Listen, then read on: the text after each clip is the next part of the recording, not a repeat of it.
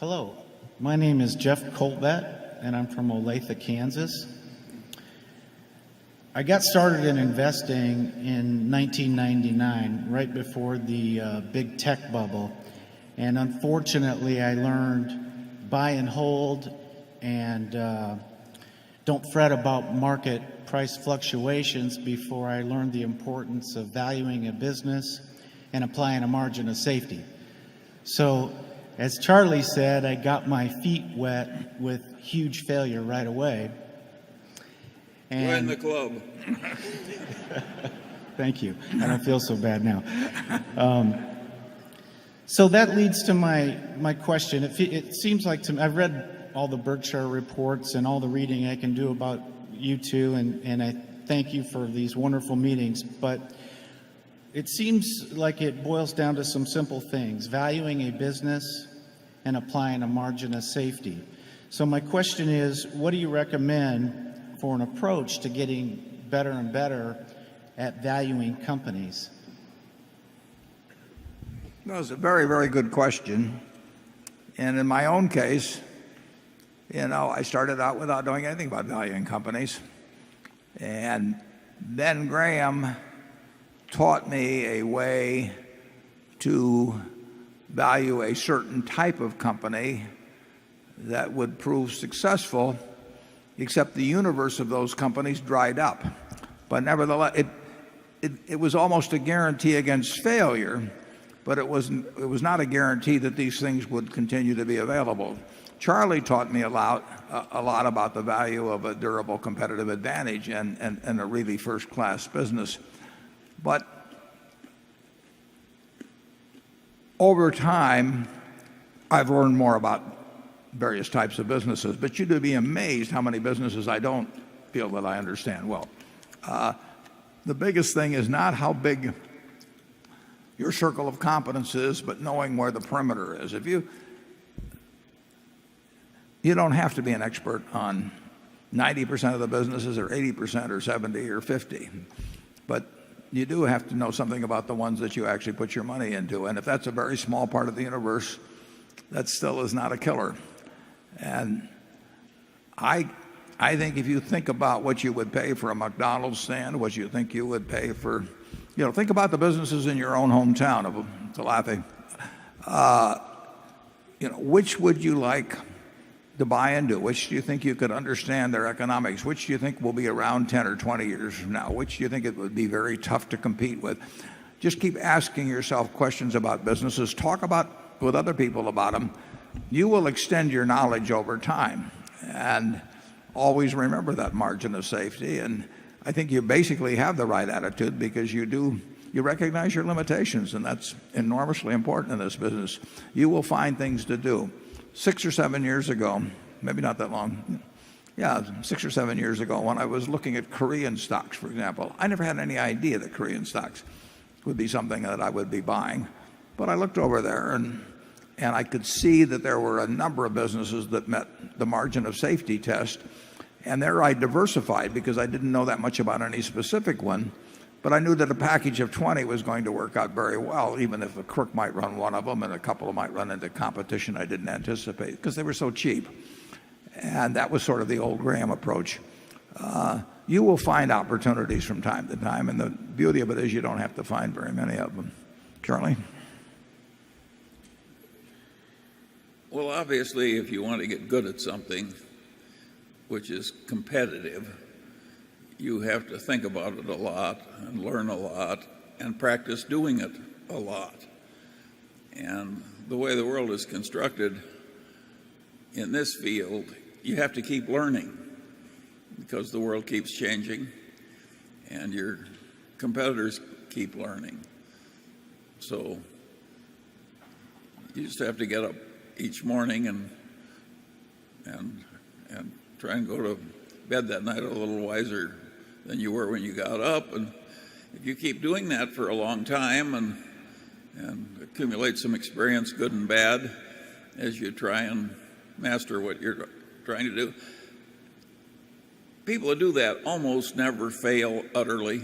They may have a bad period when luck goes against them or something, but very few people have ever failed with that. If you have the right temperament, you may rise slowly, but you're sure to rise. Charlie, did you take any business courses in school? None. I took accounting. And when did you start valuing businesses, and how'd you go about it? When I was a little boy.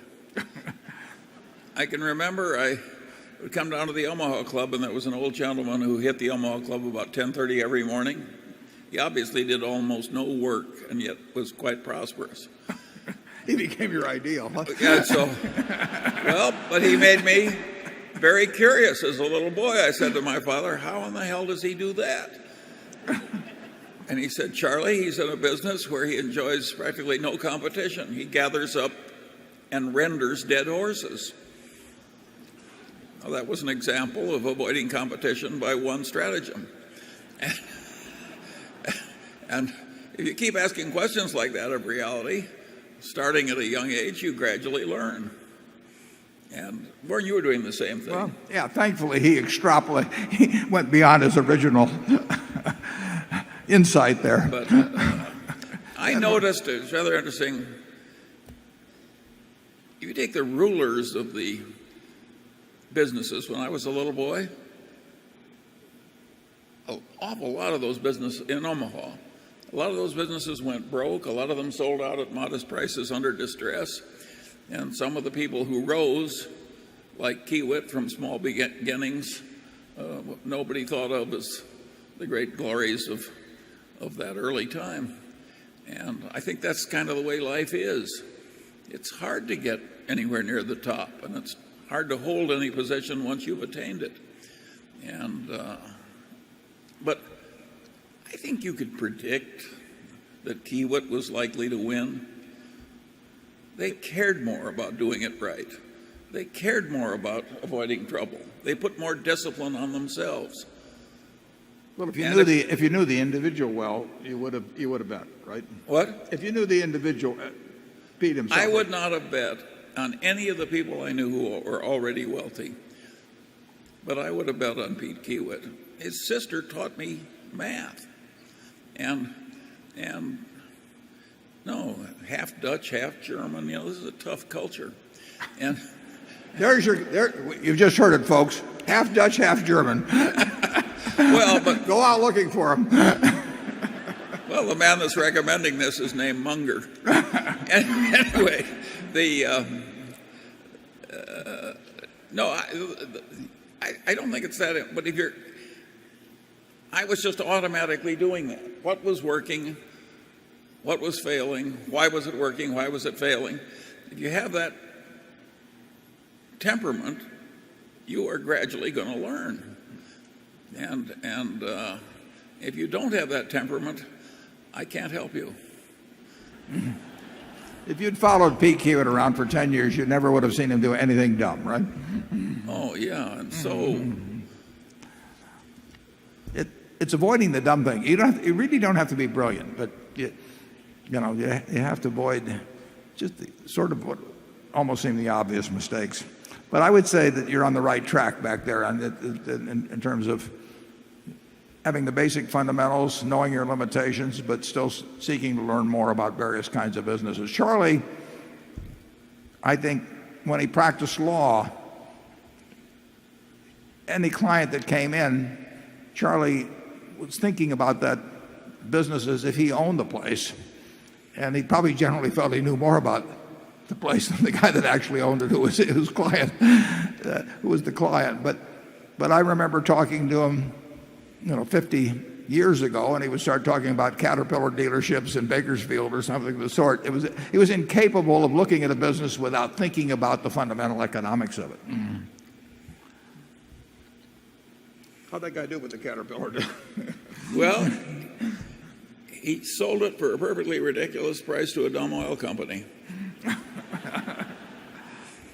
It wasn't worth half what he got for it. Yeah. But they had a concept and a strategy. They had a concept and a strategy, and no doubt they had consultants.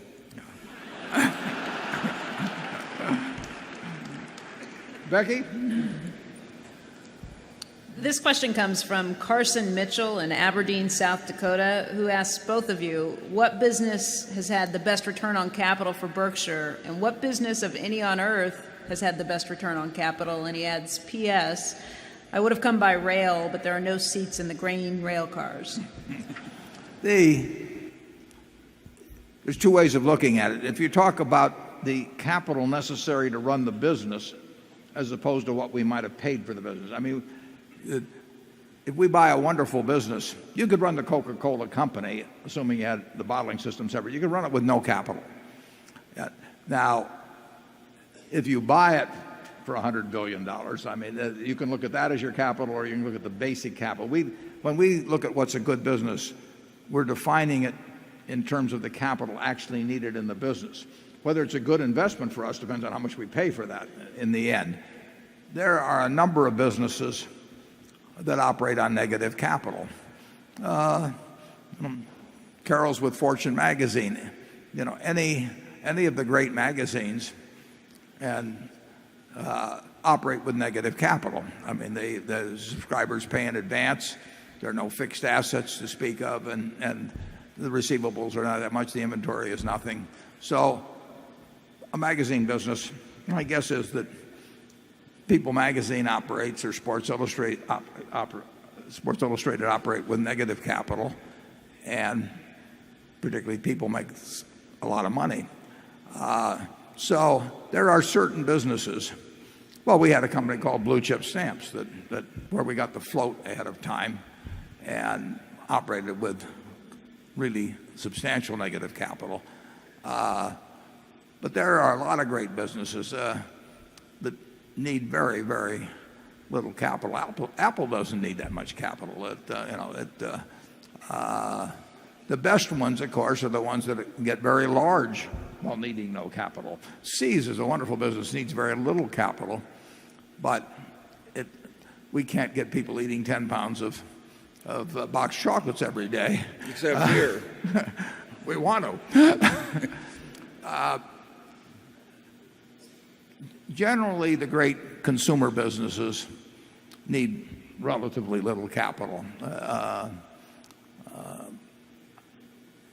The businesses where people pay you in advance, you know, magazine subscriptions being a case, insurance being a case, you know, you're using your customers' capital, and we like those kind of businesses, but of course so does the rest of the world, so they can become very competitive in buying them. We have a business, for example, that's run wonderfully by Kathy Barron-Tamraz, called Business Wire. Business Wire does not require a lot of capital. It has receivables and everything, but it is a service-type business. And many of the service-type businesses and consumer-type businesses require little capital. And when they get to be successful, you know, they can really be something. Charlie? I've got nothing to add, but at any rate, the formula never changes. If you could own one business in the world, what would it be, Charlie?